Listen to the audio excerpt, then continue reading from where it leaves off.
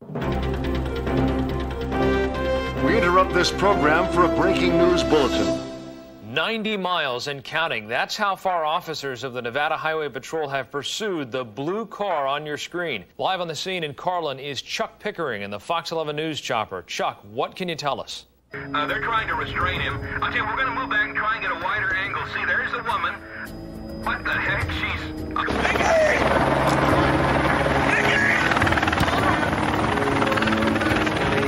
There, see? She's banging her head against the window. What the hell just happened?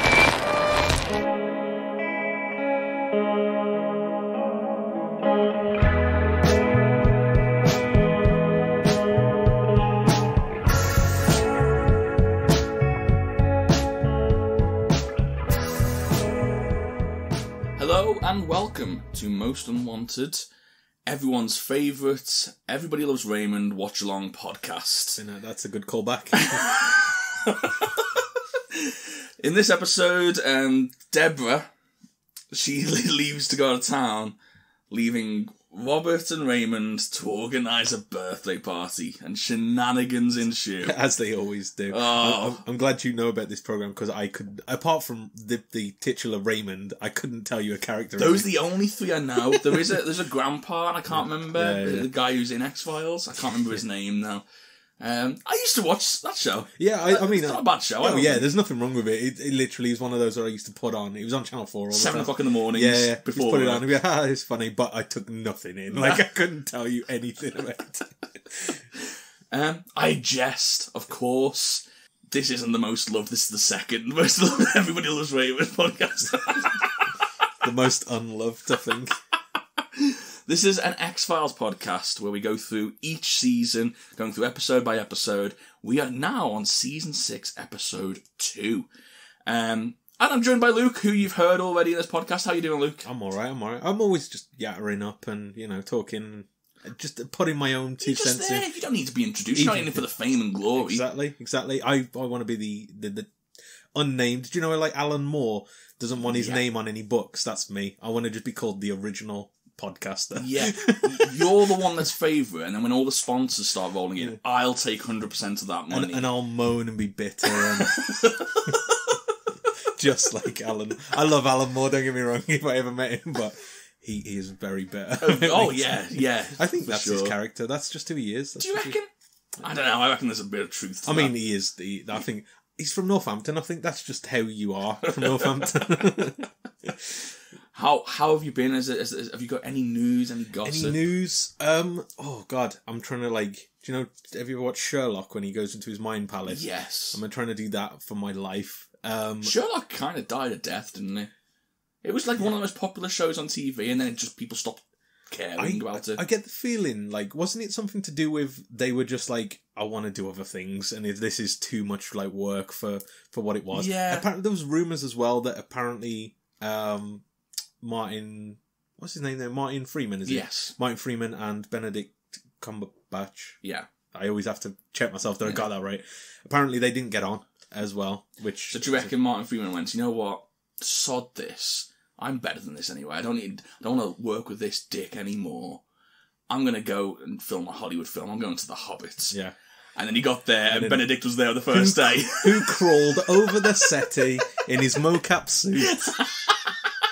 It's me, the Benedict Dragon. The Benedict Dragon. As the official title of the dragon. Yeah, exactly. The Benedict Dragon. Benedict Dragon. But in short, no, I don't think I've done anything. No, So, I mean, yeah. I don't think we need to sort of go through anecdotes of our lives anymore. Yeah. I think every episode we do a quick Martin Freeman anecdote, and then we get straight into the show. I'll look at the camera. After we said it, just imagine that's happened. Anyway. Yeah, imagine I say something silly and Luke, very witty, just looks straight into the camera and just gives an all-knowing glance. We all know what's going on here. But yeah, no, I mean, yeah, nothing really happening. Again, it's still one of those things, it's that weird hangover time of the pandemic still. Despite what people want to think, it's still going on, unfortunately. Yeah. So it's but it's coming to an end, and it's that weird sort of reacclimatizing yourself into sort of your everyday life, which is so weird. What was your everyday life before this? That's the thing. In England specifically, I know nightclubs have reopened and that you can do all stuff like that. I couldn't think of anything I'd want to do less right now than go to a nightclub. I mean, more power to you if that's your thing. And I've seen a lot of people go in there and they look like they're having fun, but I don't know what it is. I feel like this pandemic has induced early retirement in me because I'm just like, oh, it's too loud. Can we just sit and watch X-Files? That's all all I want to do. I just want to talk. I want to hear loud music. And I want to go for a meal. That's the thing I most missed. I want to go for a meal with friends. Do you know what I mean? Yeah, just be able to have a chat and yeah. Yeah, in the season break that we took, me and Tash had a week off from work, and we did a few different things. Went to the zoo and we went to Dudley Zoo, which was interesting. Very hilly. Yes, it is hilly. The entire zoo is built around the hill. It's got a lot better though, hasn't it? Yeah, As it an is. actual zoo. Yeah, it is. It is quite good. Like there's still parts where you can see that it's a bit old fashioned, but yeah, it was fun. Like they got tigers. I saw lions, bears. No bears. They have a lion. The lion was the most disappointing part of the enclosure because you can't say that. I mean, I'm going to call it as it is. It literally did not move from one spot miles away. I could just see its tail. But I had a 1-to-1 with an orangutan. That was intense. Oh. And I turned to Tash and said, his eyes are so human. And then I sort of became like one with, and Tash was like, this is getting weird. Just place a hand up against the window. It became like, was it that film, Mighty Joe Young, is it? Where it was like that.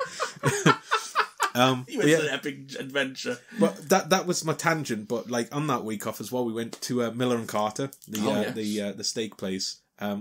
Which is weird. I'm just saying how I empathise with an orangutan, and then I'm like, but I also did devour a cow. Yes, which not a good look. But the cows don't have lovely human eyes. They are sad eyes, though. Yeah, have you ever seen a cow?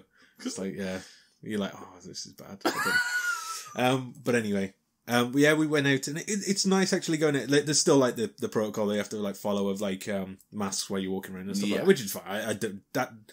One thing I've learned through all this experience is I don't care about wearing a mask at all. No. Which it should, because I wear glasses and they steam up, but I just get over it. It's fine, you know what I mean? It very much like, if you look at like Eastern countries like Japan, for example, it's very much just a courteous thing to do, and it always has been. Yeah. And it not even to sort of protect yourself, it's more like if you wake up with a cough, it's courteous and polite to others. Just wear a mask and just keep it to yourself. Yeah. I think if we could take that away, I'm not saying, it's mandatory everywhere you go, but I think if we could take away, if you're ill in any way, just wear a mask. I think that's a good thing that we can take away from this. A good personal kind of like responsibility of like holding the door open for someone, you know what I mean? It's just polite manners, basically. Exactly. But no, the actual like sort of going to the restaurants, it was just nice to like get back to doing things like that again. But like I said, I think it's still, we're not out the woods, but hopefully we are getting there, you know what I mean? So we'll have to organise to go for a meal. Yeah, with the listeners. With the listeners. Well, I was going to say... It's a big table. I was going to say, like, the problem is we can organise to go for a meal, like me, you, and our significant others. But we basically might as well just organise to go for a meal, me and you, because inevitably it ends up me and you talking about X-Files or Star Wars or something ridiculous, and then the girls just going, sod this, and just having their own conversation because they can't be bothered to listen to us. It happens at any time you do anything with couples, like, and I imagine everybody out there has seen this. The girls will gravitate on something that they're interested in, the guys will gravitate on something, and it'll just be two different conversations happening, and then eventually it'll sort of merge into something that you all have a joint interest in. Yeah. So that's how we solve this. If we go out with like-minded people, so if me, you, and our listeners all meet up, we'll figure out a time and a place. We'll all meet up and we'll grab some Italian. Sound good? Some Italian? Yeah, Italian food. Yeah. Well, I'm not going to grab an Italian off the streets. I thought that was a segue then, and my brain was trying to figure out. I was like, what have I missed? No, I'm genuinely planning just an a Italian massive meal with all of our listeners. Okay, big long table. Yeah. Or we'll just grab a few tables, put them together. It'll be fine. So let us know what everyone's order is. Just send in your order. Tweet us your order of what you want for our big get-together meal. Yeah. We'll get it sorted. Yeah. Who's paying the bill? I'm going to do the forget my wallet trick. Yeah. Oh, I'll PayPal you later. Should we talk about X-Files? I think that might be a good idea. Let's do it.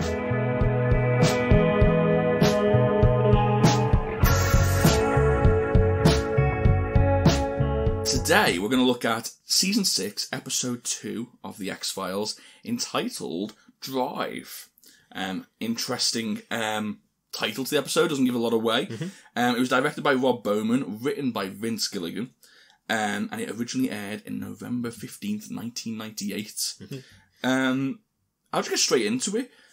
We start off with a news report of a high-speed pursuit on the highway, and we don't get given a lot of information. We just get given that this guy... I immediately thought Mulder's in the car. Yeah. And, I don't know why. It just seemed like a situation Mulder would get himself into. That's exactly what I thought. I was like, oh, is this going to be Mulder? This is do you know when he looks out the window? Yeah. And we see at that point, I was like, oh, that's not Mulder. Yeah, But exactly. I expected to zoom in and it's like Mulder's face. Yeah, So I was like, I completely expected the same thing. But yeah, we see this high-speed pursuit. We don't really know how this happened, what got into it, what relevance this has. But the news report makes it very clear that, there's somebody else in the car. We've passed our report on to the police. We can see a hand in the car. And inevitably they burst the tyres. The car comes to a halt. And we see that it's Bryan Cranston that's playing this character. Quite a big actor. Everyone probably knows him from Breaking Bad, most famously. or Malcolm in the Middle, if you Oh, like. yeah, I suppose Malcolm in the Middle was his sort of breakout role, think wasn't it? This would have been before both of those, you know what I mean? Okay, interesting. What an actor. What an actor, though. He's got, I mean, when you look at the roles that he's done, his range is all over the place. Incredible, and it's very difficult to find someone that can do both. Yeah. So I was very excited to see what he could bring to an X-Files episode. They pull him out of the car. He doesn't seem to be armed. He seems to be very irate and very stressed. Mm-hmm. And he's talking to his wife, who he's been talking to all the way through, I thought she was pregnant. She's just lying in the back. She's in pain. And as the cameras sort of watch on, the woman is in the back seat of the car, and she starts banging her head against the window. And in a quite horrific scene, all of a sudden she just stops and her head explodes. Yeah. And we just see a burst of blood on the window. Mm-hmm. And obviously panic ensues, and we go into the titles. Yeah. This is quite a dark scene. It wouldn't be out of place in many horror films. Yeah. Do you know what? I really, really enjoyed this opening scene just because of how different it is. So usually we see from the opening, it's always just like a scripted normal intro. Whereas this, it's like a news report, and I was like, oh, this is an interesting start. And again, we expected the comedy, and it very quickly says, no, it's not. Yes, yeah, exactly. It was really, really interesting start. It reminded me a bit of, and I mean, there's a production note later on that it's kind of inspired by this. Do you know the Bronco chase with OJ? Yes, it kind of reminded me of that kind of thing as well. For sure. Yeah, but that sort of endless chase feel where you can't really advance on the car, but you can't leave them either. It's just like this sort of endless chase. So after the intro, we see where Mulder and Scully are at this point in their careers, and they're basically just doing fodder work. There's a shipment of manure, and they're just going round, and it's a very innocent purchase, but they've got to chase it up. It's the legwork, it's the work that they're certainly overqualified for. I put this down as this is basically the FBI equivalent of being a beat cop. You know what I mean? Like if you've been a detective and then you get sent back down to just door knocking duty and stuff like that. You know, without a doubt. And let's make this very not to clear. disparage any police. That's what I was about to say. Yeah. There's certainly nothing wrong with that. But when you've been chasing aliens, it's a very big step down to just investigating a certain report and being able to check a box, say this is fine. Yeah. So naturally, I think Mulder is just kind of looking for anything that he can investigate. Yeah. It is wild how many cases he just stumbles upon. Yeah. It's almost like a scripted TV show. The thing is, I know what you mean. He was watching this chase, and there wasn't really anything to indicate it was paranormal in any way. No. But he knew. He knew straight it was. away, yeah. I mean, like I said, it's just part of the sort of nature of the show, but it is funny how often he just, he's just bumbling into this, conspiracy. In this case, a literal conspiracy as well. Yeah, exactly. So Mulder convinces Scully against her wishes, let's go and investigate. It would mean them going away from what they're assigned to do into a different state, but Mulder does convince her that they need to go and have a look. And he thinks it might be an X-File. we also see Crump, who was the driver of the car, Bryan Cranston. He's in the cell and he's starting to develop the same symptoms as his wife had. Yeah. This, which we now, it's kind of explained to us through the act of him having them. It's never really like sat down and monologued. It's just kind of through his acting. And again, credit to his acting because he does a really good job of it. But he starts sort of getting like this sort of really bad headache. It's like this, what looks like ringing in his ears, and he just can't really control his movements. He just needs to sort of get out of where he is. And I mean, at this point, you kind of think that maybe it's like a virus or something like that, or at this point you think, oh, maybe it's some alien virus, or you know what X-Files is like. It's something along those lines, but when we get to the explanation later on, I was really impressed with the explanation, because I was like, that's really believable. Like, that could happen. Yeah, for sure. I completely agree. Yeah. Even if it's not. You know exactly. But that's all, you don't... How many times have we said this? It doesn't need to be real in sci-fi. It just needs to be plausible. Yeah, exactly. It needs to sort of just follow a train of thought that makes a little bit of sense, that you can go, oh yeah, I buy that, and then we're done. Yeah, exactly. Scully goes to investigate what happened to his wife and finds that it was something in her ear that exploded. It was something that she couldn't really figure out, but it looked like something in her earlobe, or in her eardrum, exploded out because there was no entry wound, and it was something inside of her that hurt her. And then it bursts and sprays on her, leading her to believe that this is a contagious disease. This could be transferred, whether it be via air or via sort of swallowing something or whatnot. So immediately she quarantines, and she does what any sensible person would do, calls Mulder and says, I know who's following Crump to the hospital. Says, I know you're following Crump, just be careful, make sure everyone's wearing protective equipment. And Mulder just, no worries at all. And we cut to Mulder, who has been kidnapped by an escaped Crump. Because she says, basically, just keep your distance from him. Do not be in the same room as him. And he's like, that might be difficult, as we literally get the pan. This is a great scene, a classic, like, X-Files comedy moment. They do this so well. It's amazing how they can have such a dark premise, but have these like moments of like comedy. And throughout the entire of this drive, they have this as well, like the exchanges between the two of them. It's really well written in the fact that it can keep itself light, even though it's quite a dark scenario. You know what I mean? Which you've got to applaud Duchovny for. Yeah. Because this type of comedy is very difficult to pull off, because it's not in your face. It's not like Eddie Murphy, Jim Carrey, like all body. You know what I mean? It's not like this physical, in your face shouting comedy. It's very dry, and it's very subtle. Yeah. And the reason why it's funny is because Duchovny keeps straight throughout. Yeah. And it's brilliant. This is a classic X-Files comedy moment for me. Like this, exactly. Again, cookie cutter. You know what you're going to get. And so now, this review is going to be quite quick, because now the rest of the episode pretty much takes place in the car with Crump. And firstly, Mulder's sort of driving, Crump's in the back. Crump's very distressed. He manages to phone, he's got like this phone, he's phoning the police, he's telling them to get back, to leave, because if they get any closer, he's going to kill Mulder. And so naturally, they all back off.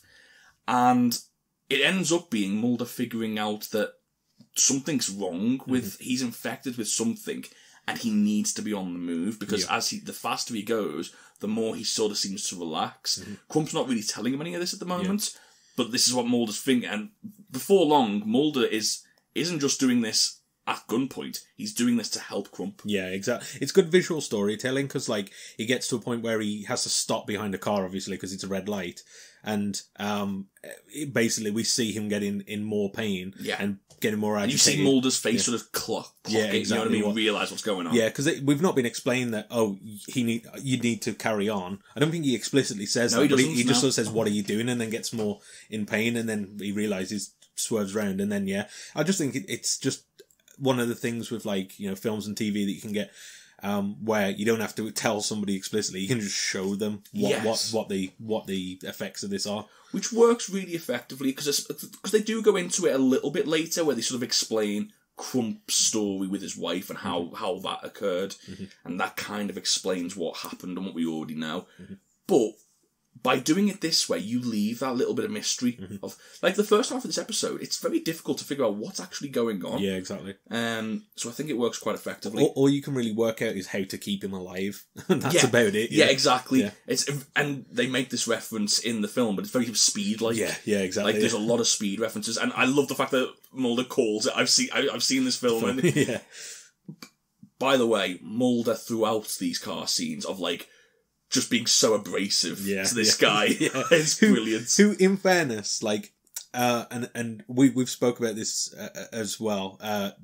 Cranston in this, he plays the guy who is a dick. Yeah. But by the end of it, you're like kind of rooting for him. You know what I mean? And you can see how he's got his faults. He's got the sort of this conspiratory mind. Yeah. He's got this. I mean, which again, it turns out to be he was right about that. Yeah. But then he has got like racist undertones, which definitely isn't redeemable in any way. No. But I think what makes this story so fascinating and so appealing to anybody is the fact that this is a story of a normal, everyday man, you sort of Joe Bloggs of the world, who gets himself into a situation, and how far do you go to survive? And that's a universal story. Like, everyone knows that story, and everyone can relate to it. The interesting thing as well is the situation he's got himself in is of no fault of his own. You know what I mean? Like, he's done nothing to get into this situation, yet he's having to deal with the consequences of it. And I think that's where the horror element of this episode comes in, because I mean, obviously, I don't believe in like the conspiracy of them, like this, what they're doing. But you have heard stories of people like who there's been like an oil or like a chemical spill and like covered it up, and it's like these things could happen. You know what I mean? Like, you could become like sort of collateral in some kind of like scheme. Yeah, and it's like, that's terrifying, you know what I mean, to think about. And with this, it's the military and the government in this case. But I mean, and especially with that sort of concept of, when you've got to go outside of the law to survive. Like, I just think it's a very interesting story, and told in a very simple narrative, told through the medium of this one car scene, which I thought was very good. Yeah. You also get another scene, so obviously we've mentioned Crump constantly refers to the fact that the government's done this to him, which Mulder kind of scoffs at. Yeah. As he was scoffing, I was like, you want to talk Mulder. Honestly. I'm surprised you're not more on board. I know, but Scully is doing the legwork of this investigation. She is in quarantine still. She takes a hazmat team to Crump's home, and when there, she finds that there's a dog that's suffering and trying to get away, and immediately you can tell what's going on. Yeah. And you can tell what's going to happen as well.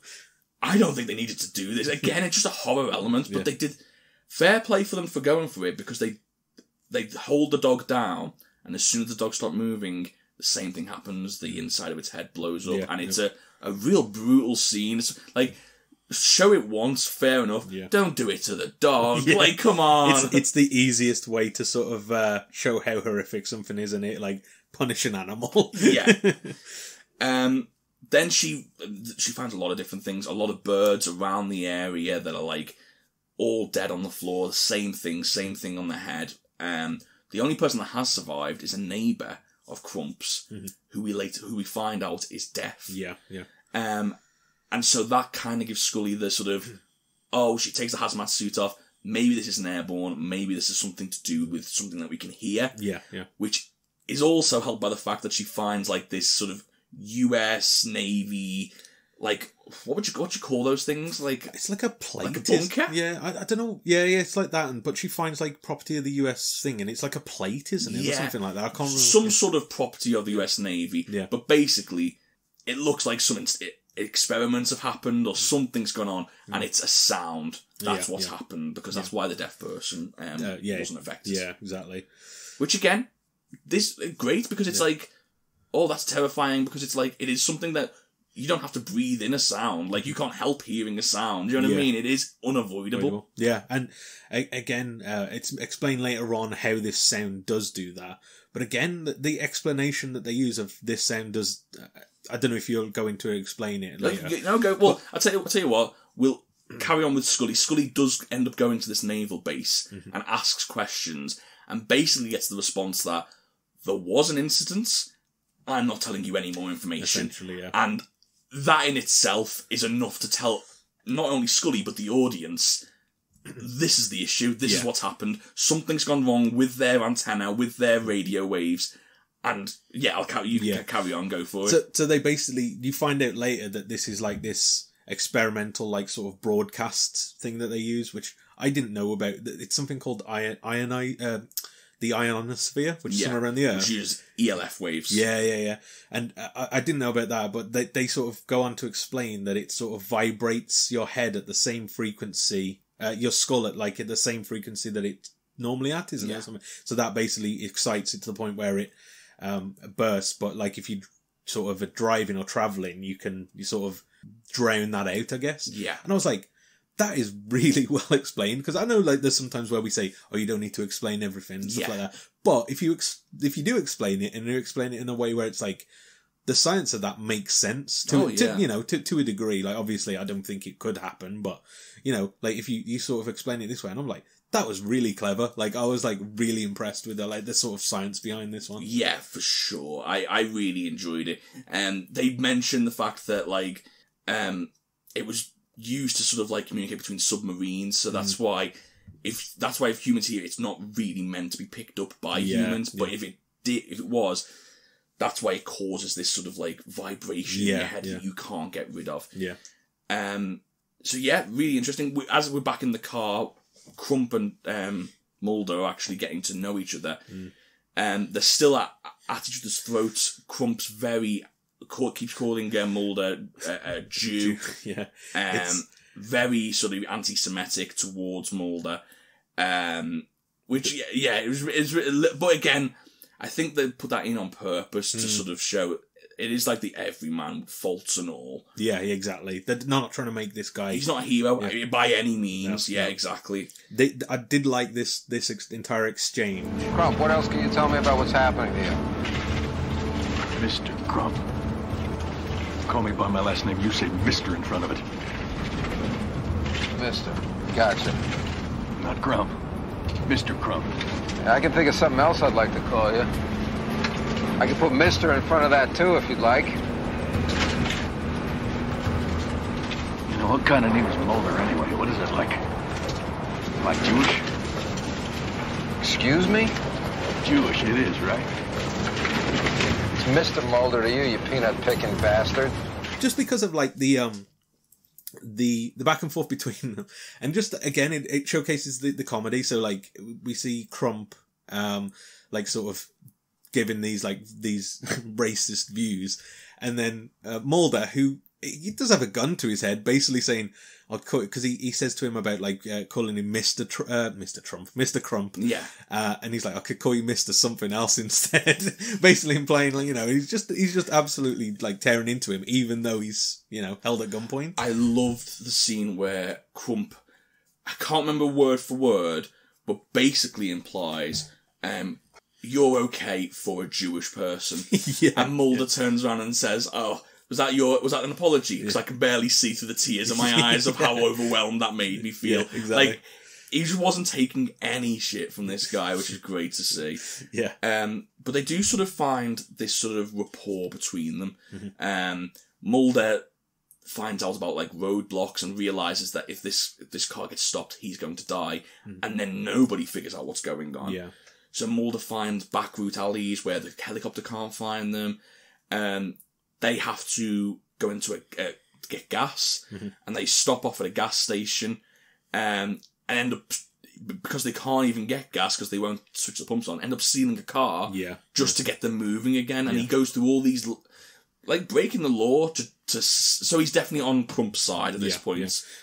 But when he does that, he keeps leaving Scully notes throughout as well to sort of let her know what's going on. It's interesting again with the like stealing a car and stuff like that, because all of these come back at the end of the episode as well, when Kirsch is basically giving them the dress down as well. So it all does add up. The thing I like about this, with the journey that they go on, is so they're trying to keep up the speed, and as they're going throughout, it's becoming very clear that this is becoming more and more unbearable for Crump. Yeah. So as he's going on, it's sort of getting worse, isn't it? Yeah. First, he gets to 50 and he sort of calms down, and then he's like, up the speed, because otherwise this is going to drive me mad. And so, like, 70, 80, and, like, Mulder's flying down the place. They do mention that it has to be in a certain direction. Like, they can't go in one, it has to go west. Funnily enough, towards California, which, I tell you, my theory is correct. This is got Chris Carter written all over it. Yeah, he's unhappy with Mulder about moving to California, and he's made him a virus in this episode. So we kind of come towards the sort of the finale, basically, of this. As I say, it feels like a very short rundown, but it all happens over one journey from like this onto this California coast. Of course, they're running out of road, so it does have this natural sort of like countdown timer. Sort of like raises the stakes.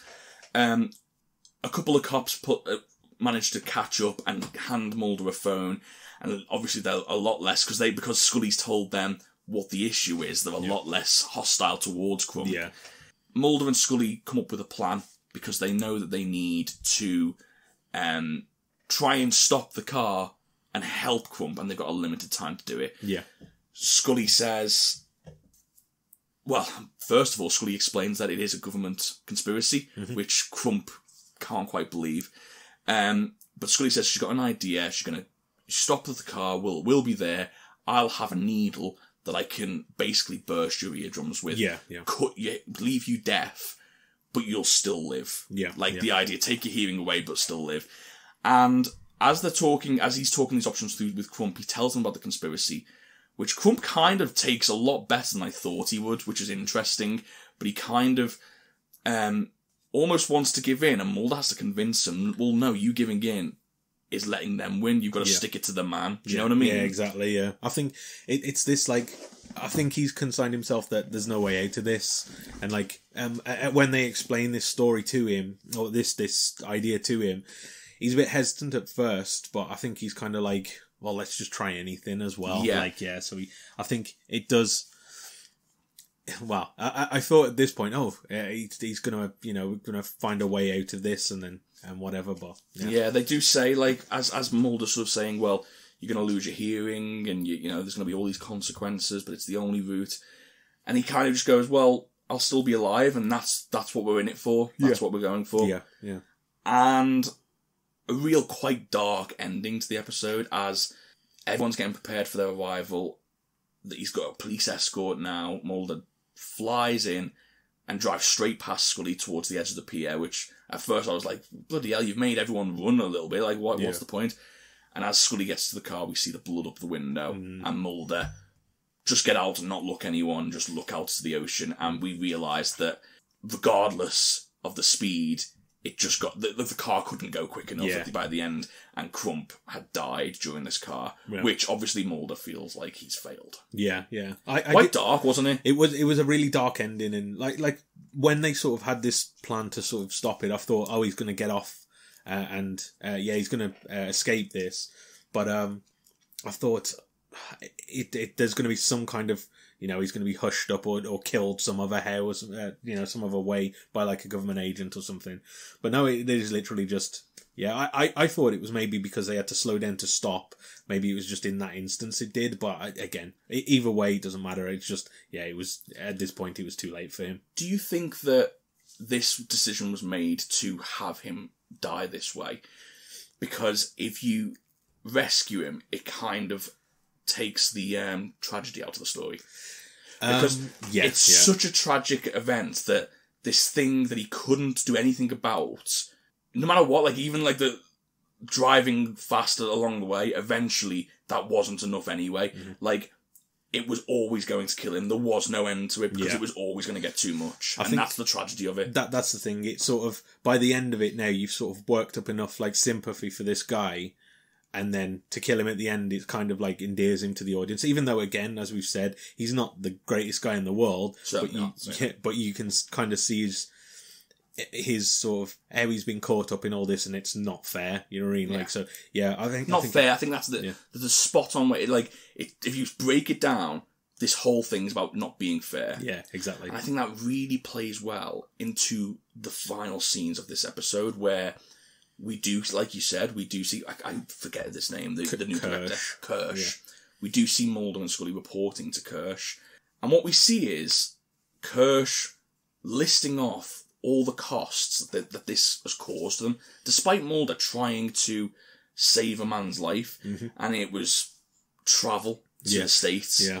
All comes down to the money at the end. Yeah, it was compensation paid to the person whose car they stole. It was damage to property. It was all this sort of stuff. The hazmat suits and whatnot. And I think it comes down to the fact that this isn't fair, especially because Mulder didn't save anybody either. Yeah. So Mulder's out there, and basically he's trying to do what he can. And sometimes it doesn't work, and sometimes it's not enough. And then you've got, like, the suits now, the man at the FBI, turning around and telling him, well, it doesn't make a difference whether he lived or died, because it was on our budget, and we can't afford to do that. And you weren't even supposed to be on this, like, sort of assignment, so... And I think the idea, I love simple ideas, because I think you can have the most complicated, complex idea, very Christopher Nolan idea, do you know what I mean? But if you really want to resonate with an audience, it has to come down to a real simple thought that we all have in our everyday lives. And I honestly think you've hit the nail on the head with it's not fair, because this whole episode is just about how unfair it is for everyone involved. Yeah. I do feel as well this is sort of hammering that point of Kirsch has got some... I don't feel like this is just Kirsch doing his job. Yes. I do feel like he's...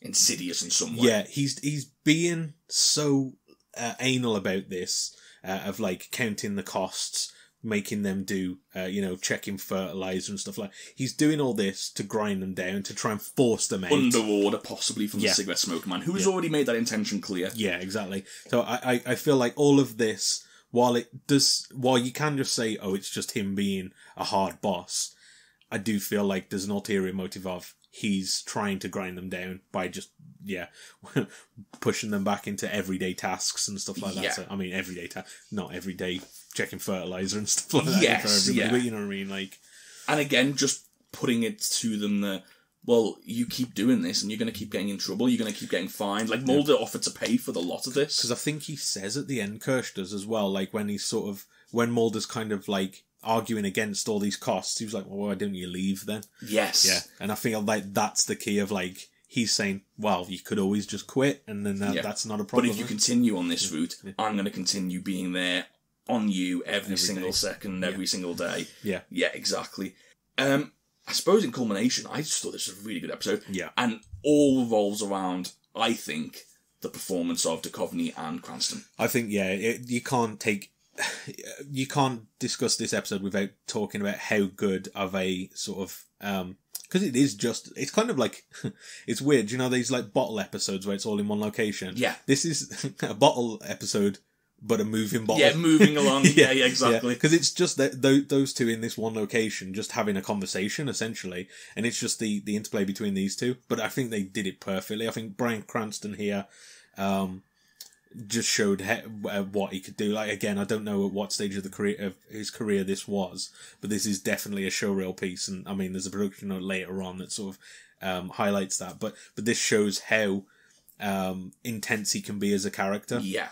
Well, we mentioned off air when we were just sort of having our brief opinions on the episode that you've obviously not seen Breaking Bad. No. But like, if you was to watch this, you can completely see why he was cast. Because Breaking Bad isn't the story of slight spoilers, I suppose, but it's just the general theme. Yeah, I know the basic premise. And for our listeners as well. Yeah. But Breaking Bad isn't the story of this drug lord that just rises through the ranks. Breaking Bad is the story of a desperate man who gets in over his head and is doggy paddling to save his life. Yeah. And it's just constant, like, he flits. The best thing about Breaking Bad is Bryan Cranston flits between being the scariest man in the room to a little boy crying in the corner. Yeah. And he just flits between the two. And that's more realistic than the big bad guy. Yeah. And he does that perfectly here. He's not the perfect guy. He is, in some respects, irredeemable. Yeah. Because, like I said, like, the racism in this is not okay, and there's no redeemable qualities about that. Yeah. But, putting that to one side, he is, what, like we've already said, flaws and all, a normal guy that has been put into a situation he does not belong in. Yeah, exactly. And, it's just, I think with this episode, like, there's the obvious speed comparisons you can make. Of course, yeah. And I feel like they tackle that straight away by just referencing it. So you could sort of, I wouldn't even say call that a negative point, but anyway, but I do just think that it's just a really, really strong episode with just good interplay. I even think, for the role that she was in, which is like this sort of the informer character of Scully was good as well. The guy in the chair. Yeah, basically. It's sort of just being outside of the situation, providing the information. Yeah, and as I mentioned, I thought the actual science of what caused this, it's the most plausible piece of like X-Files science I've heard, where it's like, all of that makes sense. Yeah, like, I can track that with that, and I can ride with that. Yeah, so I just really, really enjoyed this episode. Yeah, exactly the same as me. I thought it was just phenomenal. I really did. And very performance-driven, which, if you're going to do a performance-driven episode, do it with Bryan Cranston. Yeah, you know what I mean? exactly. Nice and simple. Yeah.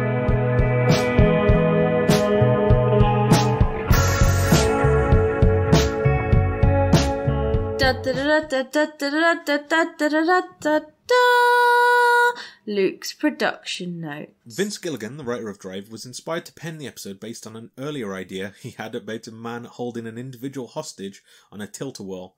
Is a tilt-a-whirl like a I don't actually know. or is it like the waltzers? Let me have a look, because I dare say we've got a different name for it here. Potentially. And you carry on, I'll just have a quick look. Tilt-a-whirl is. Gilligan had pitched the idea at several previous story meetings, and it soon became a recurring joke among the show's writers, many of whom felt that the premise lacked an X-Files-like mystery. Gilligan soon revised his story so that after the ride was shot off, the man's head would explode. This led to Gilligan researching various government experiments, and soon he learned about two real-life military experiments, Project HARP and Project ELF. The former is an ionospheric research program jointly funded by the US Air Force, Navy, and other stuff, DARPA. I won't go to the long list. Whereas the latter is a US Navy experiment dealing with long wavelengths. Gilligan thus wrote a script that featured an individual who, due to this secret experiment involving sound waves, could not slow down for fear of rupturing his head. So it was based on like real life theories. Yeah.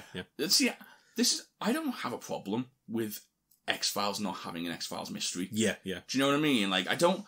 Especially this series where they're not on the X-Files, you know what I mean? Yeah, like, I don't mind if it's just a plot-driven, like, oh, Mulder and Scully go for dinner and what happens on it. Like, it doesn't have to have, like, an alien pop out of the steak. Yeah. You know what I mean? Like, but then again, though, that sounds like a great episode. That's the problem. That. Maybe every episode they go, right, let's leave the mysteries aside, and then someone goes, but what if? And then like, alien yes, pops it, write it down. We're And the waltzers are tilt-a-whirl. So it's the ones that like spin as you spin the whole so thing. it is like waltzers. Waltzers, then, we call them waltzers. I don't know if that's a local thing or if that's a UK thing. Who knows? No idea. Yeah, but tilt-a-whirl. That would be boring having a hostage on one of those. I imagine. Yeah, I think the changing to a car made more sense. Yeah. Gilligan admitted that the episode was partially a homage to the action film Speed and contains a reference to the film, as we mentioned. Yeah. Which again, Speed is a really good action film, and it's so good because it's so simple. Yeah. In the sense of, you don't need stakes in Speed because the stakes are already there. Yeah. You're gonna run out of petrol. You're gonna run out of road. Yeah. Keep up the speed. Yeah. There's so many like different like points where it could go bad that like suddenly driving a bus is really scary. Yeah, you know what I mean? Yeah. And it's great. It adds the attention already. Yeah, it's an easy plot to sort of get across in it. Yeah. The opening teaser footage is done in the style of a news report, and the stylistic direction is suggested to echo the O.J. Simpson Bronco chase. Yeah, which is quite obvious. Yeah. Gilligan wanted Bryan Cranston to be the episode's antagonist because, and this is a quotation from Gilligan, the series needed a guy who could be scary and kind of loathsome, but at the same time had a deep, resounding humanity. In an interview with the New York Times, Gilligan stated, "We had the villain and we needed the audience to feel bad for him when he died. Bryan alone was the only actor who could do this. who could pull off that trick. And it is a trick. I have no idea how he does it. You know what? I'm gonna again, another peek behind the curtain here, right? Can you just confirm to all our listeners? Yeah. I don't read any of these, and I don't hear any of these before the show starts. I get such an overwhelming sense of pride when I say something, and then when I hear them in the production notes, oh, this is what we was going for, and I'm just like, yes, I'm not just uttering bullshit. I'm not just like completely just off the road. You know what I mean? Yeah. I feel so validated. It's ridiculous. It is good, to be fair, when you kind of your sort of views of things align with what they intended. Yeah, for sure. But like I said, you don't find that out a lot of the time. You don't find that out unless you go dig in for that information, or it's like in a special feature or something like that.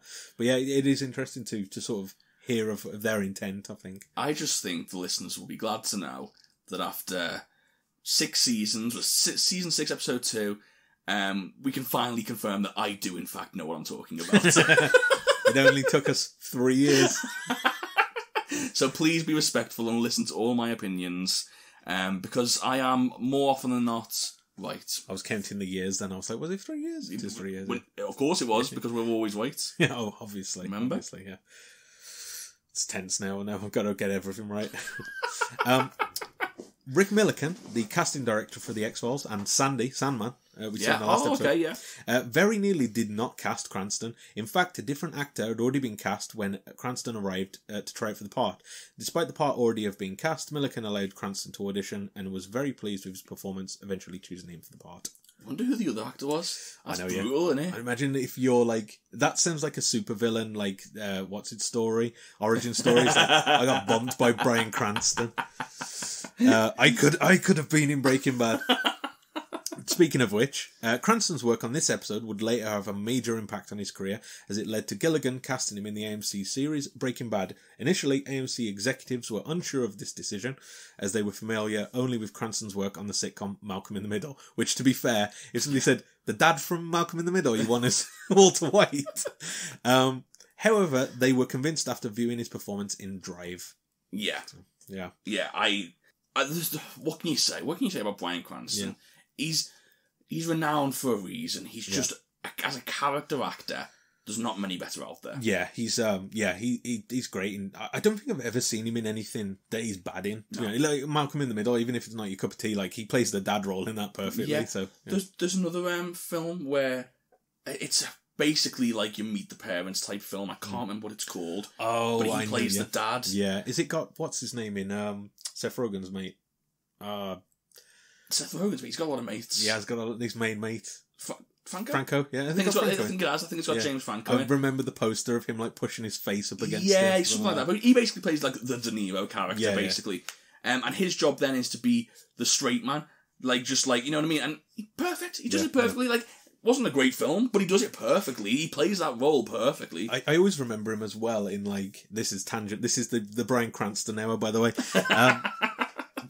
I always liked him in How I Met Your Mother as well. Like, I don't remember now. He plays his boss. Do you remember? Yes, and he's like this like overbearing like arsehole boss who gets upstaged and then like is like pathetic. You know? Doesn't he like end up as part of the staff and like trying to sort of like get in with all his colleagues and stuff like basically, that? Yeah, I do remember that. Yeah, but even as that, like, and that's not a big role. Like, he was only in it for like a few episodes or something, but he was great in that. Yeah, and not to mention, he just genuinely seems like a lovely guy too. Yeah. But enough of the Bryan Cranston love. We'll save that for our side podcast eventually. We've got a lot. You've not watched Breaking Bad. I know. There we go. There's another podcast. Let's finish this first. Right. And finally, Gilligan, a fan of country musician Junior Brown, cast Brown as Virgil Noakes, the farmer who Mulder and Scully investigated at the beginning of the episode. Brown was flown in at the request and personal expense of Gilligan. There you go. Interesting. So he got putting it on his dime. I know, yeah. That's a ballsy play. Like you've got to be sure if you're doing pretty that. Much, yeah. Critic Files. It stinks.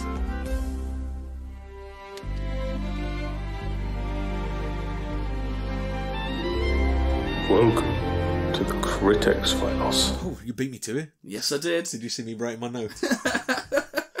What are you going for?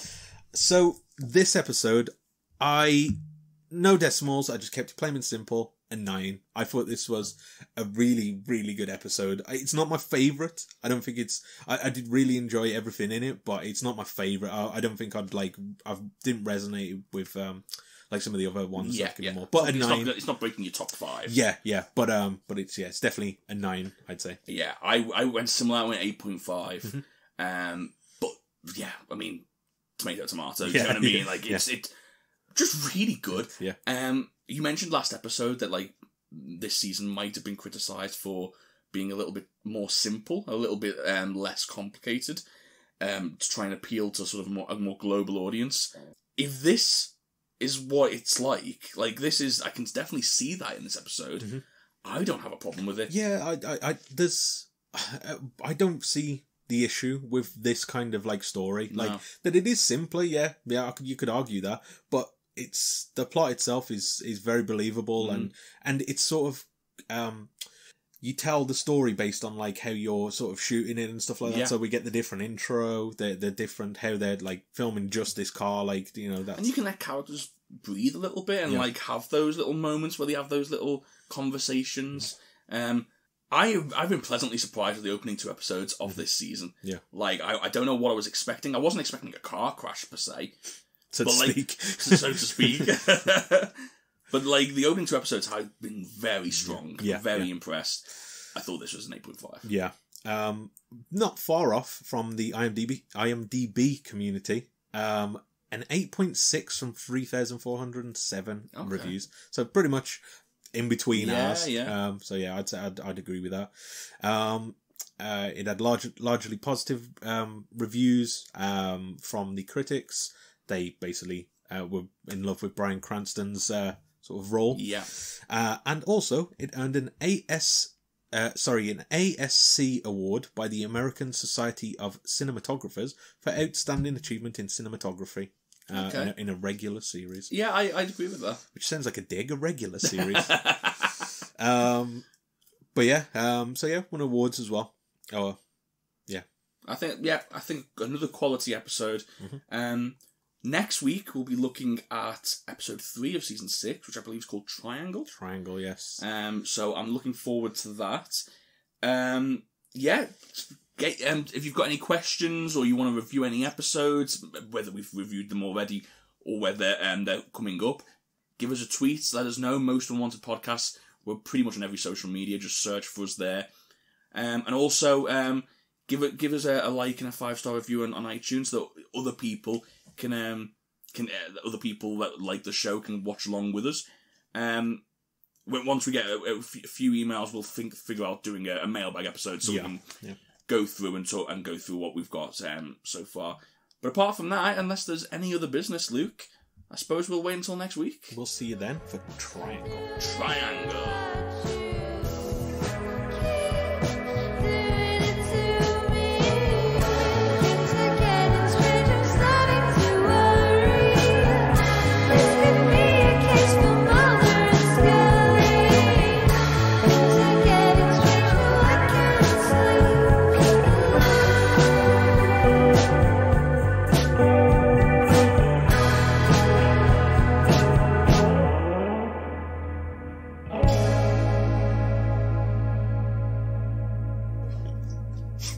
Like the triumphant end.